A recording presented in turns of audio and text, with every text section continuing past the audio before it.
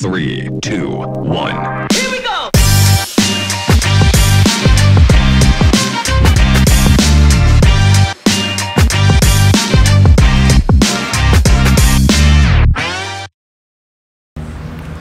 Welcome to our Friday edition of We Talk. If you're like me, you're ready to get out of town this weekend, and that is why we're at Gondwana Collection today. But first, we have a very special birthday in our NMH stables. My zone is turning 6 years old.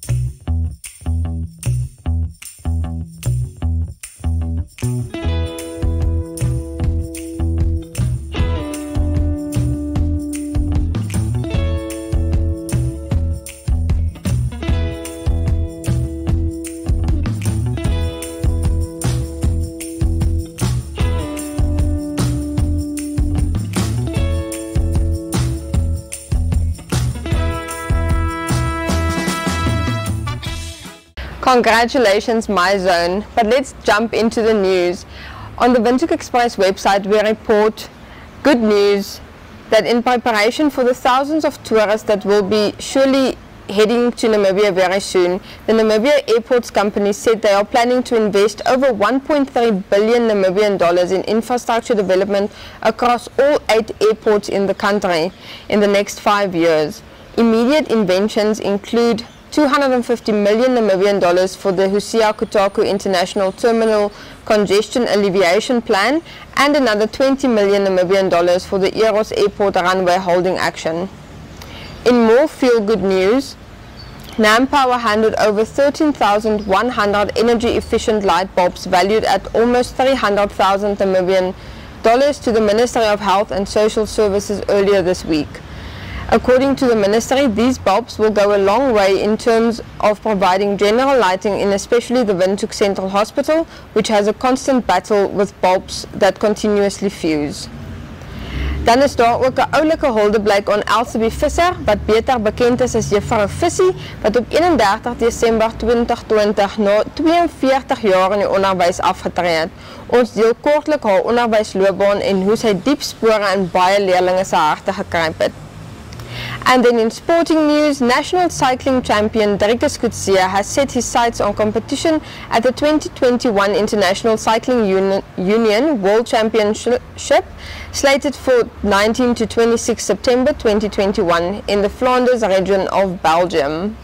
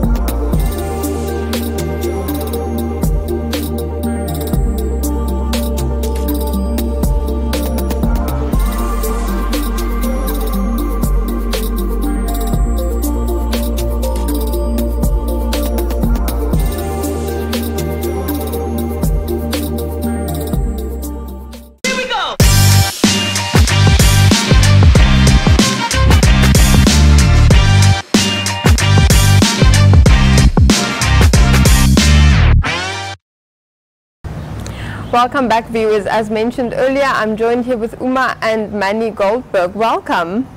Thank you. I would just like to know, you recently launched a nice new project. Can you tell me more about that? Yes, actually we didn't launch it this year. We started it in 2019. It's called Go for Gold. It's a coaching and mentoring program which is a 12-month program to groom the future leaders of Gondwana. And we are in our 3rd year this year, so it's 12 participants. We kicked off in January with a very young, enthusiastic group, a good mix between Windhoek-based and Lodge-based people, and we're very excited. And what does this project entail? Yeah, the program is, it entails 6 modules. Every module is 5 days long, spread over 12 months.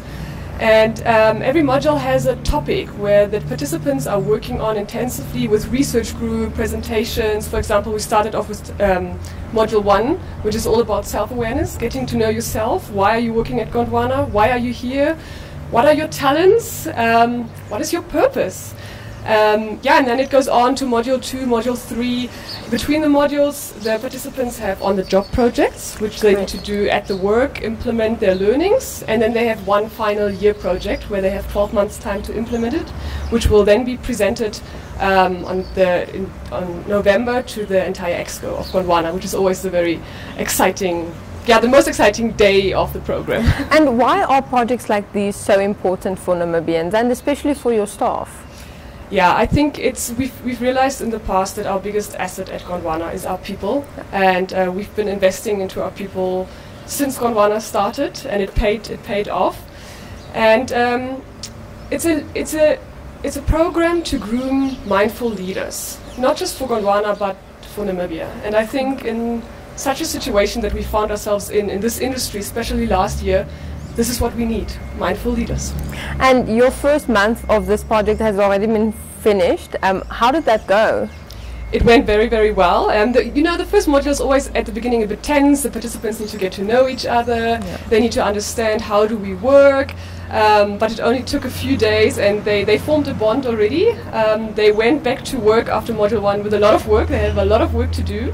And we are meeting again at the beginning of March for Module 2, and I'm very excited to see what happened until then. And if we can switch over to Manny, why did you find it so important to incorporate this kind of project into Gondwana? That is the last thing on our mind, is to retrench staff and not to invest in our staff. We have done it for the last 25 years, and we will continue. And right from the beginning, when we started, we had a tripod philosophy. We were standing on 3 legs: the social leg, the financial leg, and the environmental leg. And over the years, staff have built Gondwana. They are part of our balance sheet. And it's the last thing we're going to reduce. And we keep them. They will help us later on to build this company after Corona again. Yeah. And you mentioned earlier you're 25 years old this year. How does it feel? You've been here from the start. Have you ever imagined that this is what Gondwana is going to be 25 years later? Never, never. We had so many crossroads, we had so many points where we had to make a decision, but we never looked ahead and said, we want to be a big company with a footprint all over Namibia. We took it as it came, and we were very lucky in many instances that we could move on.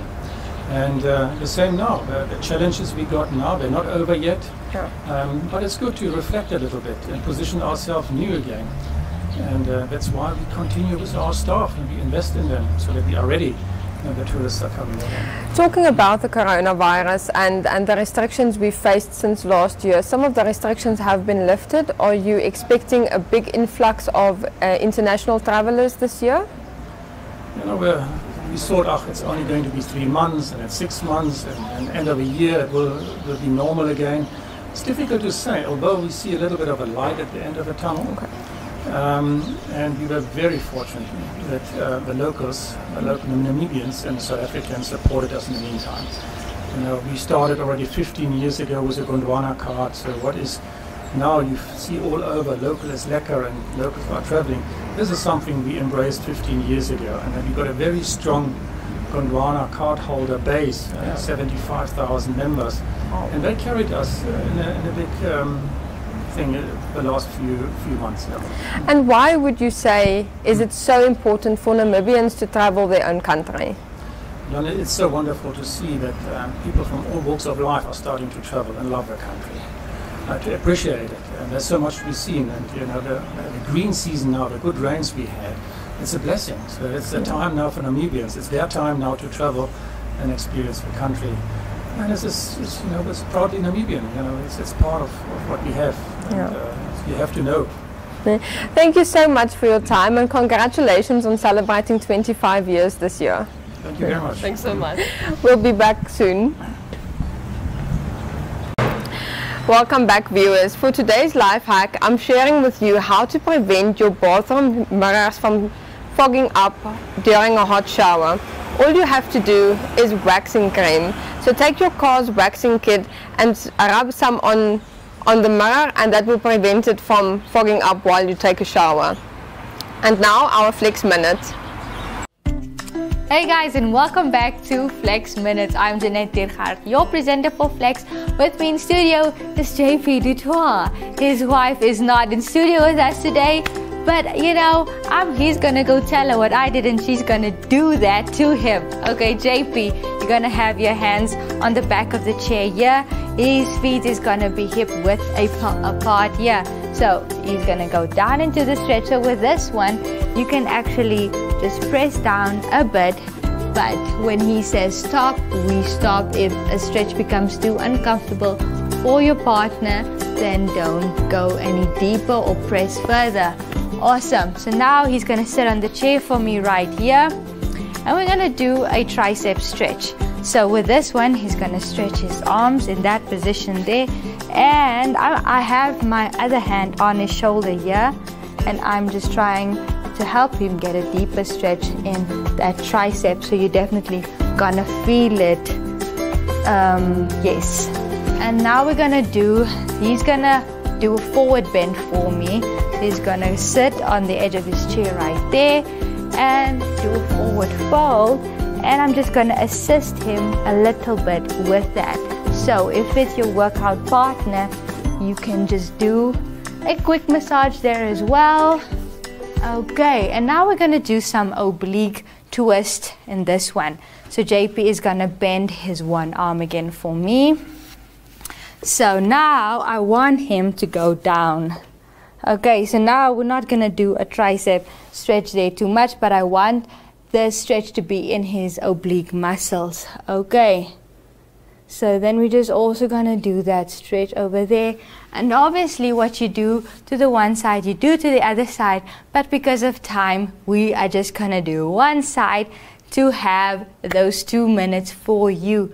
Thank you guys so much for coming to this Flex, or for watching this Flex Minutes, and we will see you guys in the next one. Thank you, JP. He's been awesome. His wife has been awesome. And we'll see you guys again.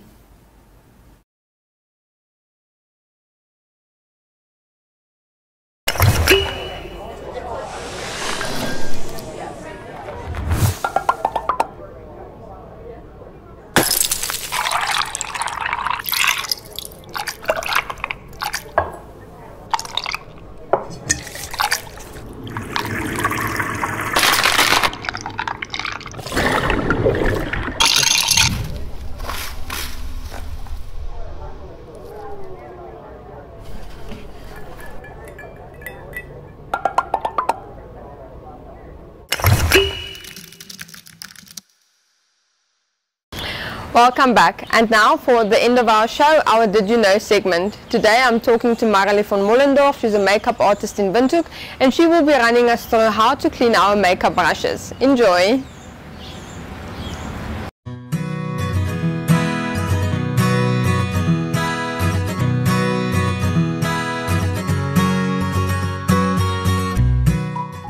Welcome to another Did You Know program. With me again in studio I have Marilee von Mollendorf, and today we are talking about cleaning your makeup brushes. I think that is something that a lot of us neglect to do, or maybe don't do as often. So when we talk about cleaning your brushes, we often get an actual brush cleanser. So that's a product that you use. But if you don't have that, don't stress about it. You can always use a lotion bar, so a hand soap bar.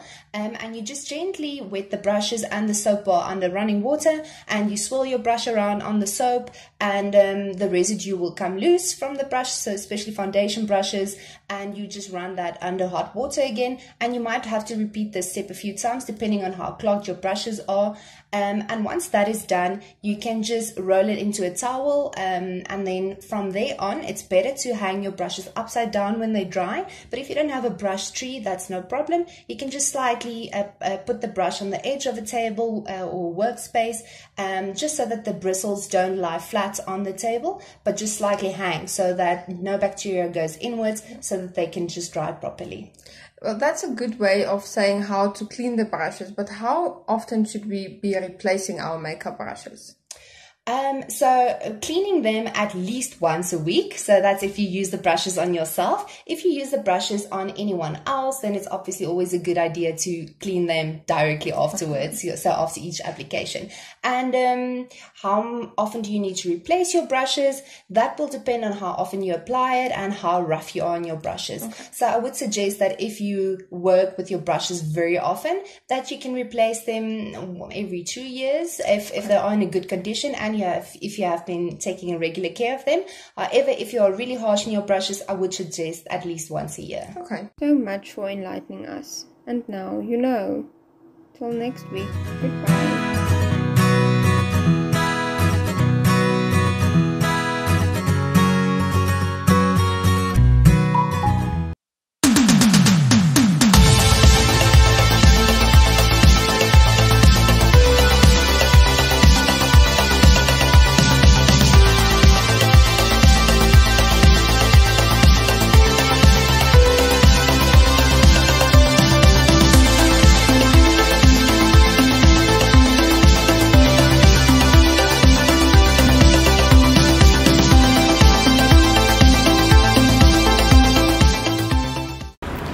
And that's all we have for you for today. Enjoy your weekend and keep safe. We'll see you again next week. Goodbye.